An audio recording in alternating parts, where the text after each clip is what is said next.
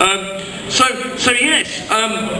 Now, while you've got me here, has anyone got any questions they want to sneak in addition to... by the way, are you all going to be here tomorrow? Yeah! Woohoo! Right. Well, some of you aren't, and anyone now who wants to ask any questions about anything science fiction related, perhaps anything British Empire related, Red Dwarf related, please fire away.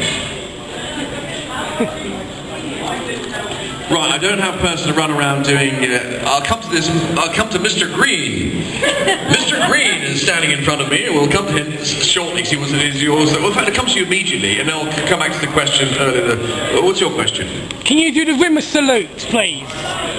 Right, you have your camera trained for me to do the Rimmer salute. Yes, please. Now, of course, we did develop the Rimmer salute over many years. But I'll do the basic one that we discussed over a meeting with Doug and other members of the cast and crew for what went on like 75 hours. And eventually we came up with... Start drop. Thank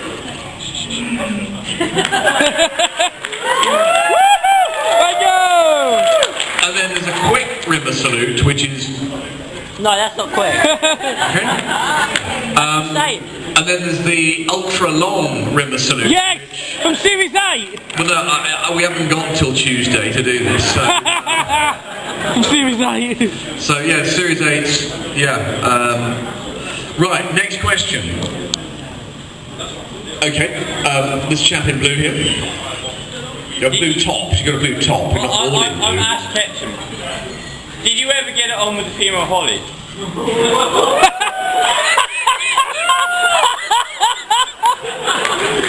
I have to say, that's a very, very forward question for this time of the night. Quite late. Did I ever get it on with... You could have said, did you ever get it out with... That would have been rude. Yeah. Did I ever get it on with female Holly? You would mean... the Holly played by the wonderful Hattie Hayridge. Hilly Holly! The Hilly Holly! The answer to your question is very definitely no. Next question, please. I've got a mic now, so...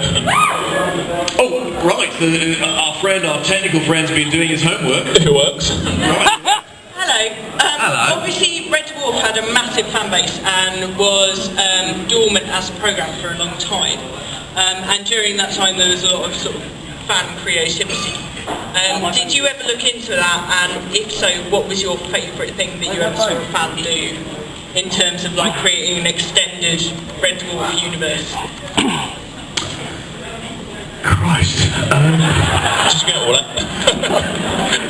I can only just remember the beginning of that question, actually. So I'm not, that's rude of me, isn't it? Sort of. What was your favourite ever fan work for Red Dwarf? My favourite ever fan work? So like art or fic or something that... Do you know, actually, some lovely people I met in the bar earlier on, we were talking about some of the most creative costumes. I know there are some fantastic creative costumes, and one in particular costume in inverted commas here tonight. And, you know, I never cease to be amazed by some of the creativity in the costumes. But some of the most creative ones at dedicated Red Dwarf fan club meets. Conventions. We had sort of Crichton as a crushed cube. Oh yeah, from Series 6. We had the Curry Monster, and I think once I can remember Lister's brain in a jar.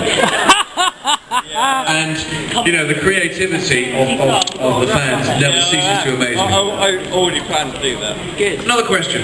Anyone else? Any other questions? Yes, what was like working with Craig Charles? We've got Good question. Yes, That's good question. I'm taking the official. I'm keeping our friend on the move. We will come back to Mr. Yellow Wait, no, down what here. was like working with Craig Charles? Hang on, later. I have to bring out one of my put-downs in a minute. Okay? Whoa! And they get ruder as time goes on. Come on. What was your favourite thing to film as well? I can't hear what you're saying. What was your favourite scene to film as Rimmer? My favourite scene to film as Rimmer, apart from the one where I kissed Craig Charles, which is endlessly my favourite scene. It wasn't really a scene, was it? But it seemed to last as long as a scene. No, my favourite, do you know what? It's so difficult to pick a favourite scene. Usually the favourite scenes involve some of the best dialogue. And I always go back to the Marooned scene where I was Alexander the Great's chief eunuch. That was, you know, to perform some of the creative writing that has been in Red Dwarf is an absolute joy. So in many ways it's difficult to pick out the scenes that are you know, that weren't my favourite, if you like, and they usually involve a Volkswagen powered wind machine and some of the crew throwing lots of water at me and me having to come out with dialogue that everyone can understand and not sort of drowning at the same time, you know. So yeah, I mean, look, they've all been great fun. Or some of the non-favourite scenes were ones in the middle of January in Sunbury pumping station, standing in freezing water. So it's not all glamour. Believe me, it's not all glamour. Can you answer my question now? Go on, shall we? What was it like working with Craig Charles? Come on. Working with Craig Charles is an experience like no other. What did they do? Craig is a fantastically creative, constantly creative actor, and I think the chemistry that we, you know, have had on the screen is, you know, has been, you know, I suppose in many ways one of our sort of achievements through our career. And it's been great working with Craig. Did you have to cut a lot of times because of laughs and jokes and badness? Red Dwarf, there is some corpsing. Yeah. In fact, some of you may know of two DVDs called the Smeg Outs and Smeg Ups. Yeah, And you can probably see a little bit of corpsing going on there. So yeah, it's been great fun working with Craig, and as it has with Danny, Robert, Patty, Chloe, and so many great guest stars we've had on Red Dwarf. Did you ever want to enter Robot? Yes, answer her question. Did I ever want to enter Robot Wars? Yeah.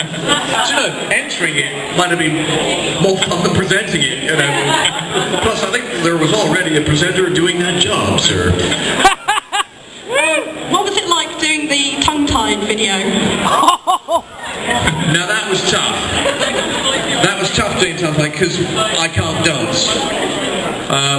So you know, we spent a heck of a lot of rehearsal time trying to learn the steps for that. And you know, we actually forgot about rehearsing the rest of the show. But that was Danny's moment, and you know, I think he did a great job. And Craig and I will be the first to admit that maybe they didn't cut to our feet that much because, you know, we're not great dancers. I mean, I can only speak for myself, but I'm sure Craig would probably admit that we weren't brilliant. I think we've got another one here. Anyone else? Final question, because I think I've probably done my time here. Just out of interest, what scenes are the longest to actually do with bloopers and all the rest of it? What scene took the longest? Time to film. The longest time to film. Well, I'm afraid I was trying to remember the lines as opposed to the length of time, you know, when we'd started. When did we start doing this scene? Was it 9:30 or was it 9:45? Because it's taking a bloody long time. I don't remember, but I tell you something, in series 10, we did take a long time, so we were getting used to the different cameras and different setup that we had for series 10.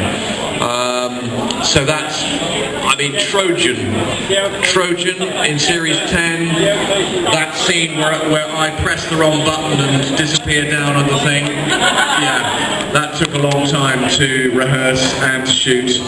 It's like you did your Ace Rimmer voice You know, on that. we a lot of scenes to do, you know. Anyway, look, more tomorrow.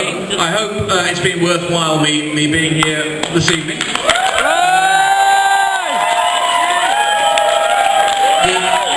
The evening is going to go on to another further level of excitement now because the band are going to come back and play some wonderful music. And I do enjoy them, man, so I'll be standing somewhere over in Cambridge. I'm not quite as deaf as I thought I was. But they seem to make a good sound, and I hope you enjoy them. And, you know, have a good evening, and I hope to see you tomorrow. You will, yeah. Take care. Fantastic. Thank you, Chris. We'll see you tomorrow.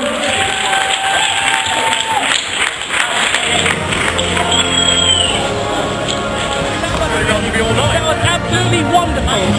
I quite enjoyed that. Good. I'll see you tomorrow. See you tomorrow, sir.